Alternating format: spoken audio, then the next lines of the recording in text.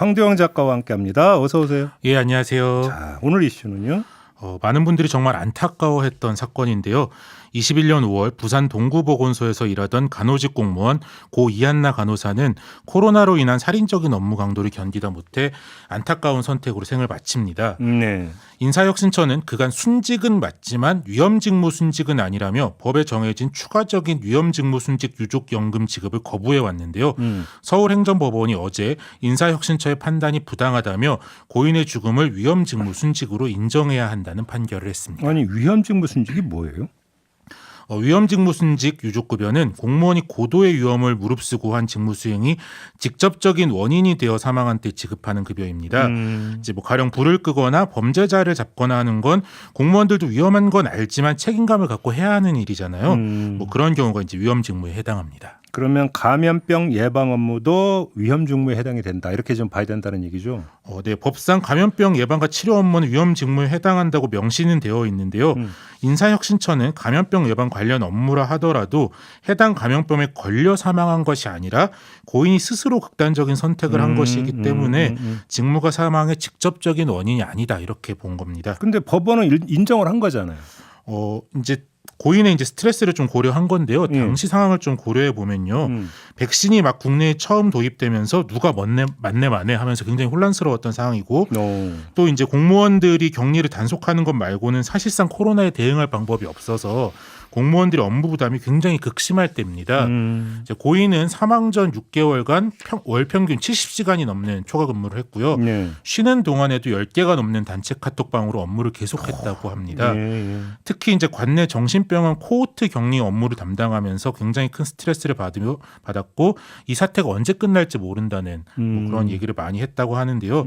법원은 이처럼 고도의 위험을 다루는 업무를 하면서 받은 스트레스로 정상적인 인식이 어려운 상황에서 행한 자행이라면 위험직무 순직으로 봐야 한다 이렇게 결정한 것입니다. 한마디로 아무튼 고인이 스트레스가 엄청났다 이런 이야기가 되는 거잖아요. 예, 그렇죠. 이제 뭐 고인은 언제라도 감염될 수 있다는 불안에 시달리면서도 아파도 쉬지를 못했는데요.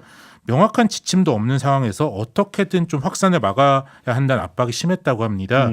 또 일하는 틈틈이 포털 사이트에 자신의 건강 상태에 대해 검색하는 등 매우 불안한 모습을 보였는데요. 네, 뭐 휴가나 상담도 할 수는 있긴 했지만 동료들이 모두 극단적인 과로에 시달리고 있는 상황에서 뭐 쉬겠다고 말을 못했던 것으로 알려졌습니다. 아무튼 이렇게 위험직무에 시달렸던 것이 고인만은 아니잖아요. 사실은 따지고 보면. 그렇죠. 이제 고인의 사망으로 정부는 관련 업무 종사자들, 뭐 공무원들, 의료인들의 상황을 급히 지켜보긴 했었는데요. 사실 당시 상황으로서는 인력을 소위 갈아 넣는 것 외에는 사실 좀 별다른 대책이 없었던 상황이죠. 이제 고인 사망 넉 달 후인 21년 9월에는 인천에서도 비슷한 사건이 또 일어났고요. 인사혁신처는 인천 사례에 대해서도 현재 위험근무순직을 인정하지 않고 있어서 해당 사건도 행정소송이 진행 중입니다. 아무튼 근데 좀 정리를 하면 위험직무를 수행을 하다가 사망에 이른 경우와 위험직무가 원인이 돼서 극단적 선택을 한 경우는 다르다. 인사혁신은 계속 이 논리를 폈던 거잖아요. 근데 이게 이제 그러니까 법원에서 받아들인 게 오히려 이례적인 경우라고 봐야 되는 거 아닌가요? 네, 이제 뭐 이렇게 스스로 극단적인 선택을 하는 경우가 인정은 여태까지는 거의 안 됐었는데요. 특히 이제 극단적인 환경을 자주 접하는 뭐 소방 공무원이나 경찰 공무원들의 트라우마가 좀 지속적으로 좀 문제가 되는 사례였습니다. 이제 직무 과정에서 신체가 다쳐 사망하는 경우와 달리 정신적으로 좀 회복하기 어려운 상처를 받아 극단적인 선택을 하는 경우에도 좀 위험직무 순직이 문제가 되지 않는 것. 인정되지 않는 것이 문제가 됐는데요.